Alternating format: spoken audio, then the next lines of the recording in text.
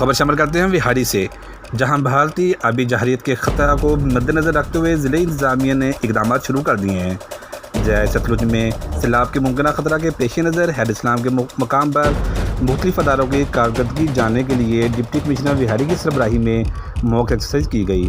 ہمارے نمائندے میاں محمد راشد ایڈوکیٹ اس وقت وہاں موجود ہیں، مزید تفصیلات جاننے کے لیے ان سے رابطہ کرتے ہیں۔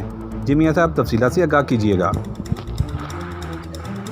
بھارتی آبی جارحیت کے خطرے کو مد نظر رکھتے ہوئے ضلع انتظامیہ نے اقدامات شروع کر دیے ہیں۔ دریائے ستلج میں سیلاب کے ممکنہ خطرے کے پیش نظر ہیڈ اسلام کے مقام پر deputy commissioner Vehari captain retired Waqas Rashid کی سربراہی میں مختلف اداروں کی کارکردگی جاننے کے لیے موک ایکسرسائز کی گئی۔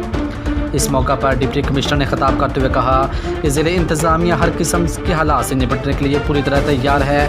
تمام محکمے شارٹ نوٹس پر کم سے کم وقت میں متاثرہ مقامات تک پہنچنے کے لیے لڑ رہیں گے۔ کورونا وائرس کے باوجود ضلع انتظامیہ وہاڑی کے عوام کے دیگر مسائل سے بھی غافل نہیں۔ عوام کی جان و مال کی حفاظت اور ان کے محفوظ مقامات تک منتقل کرنا ہماری اولین ذمہ داری ہے۔ اس سلسلہ میں کسی بھی ادارہ یا شخص کی غفلت اور سستی برداشت نہیں کی جائے گی۔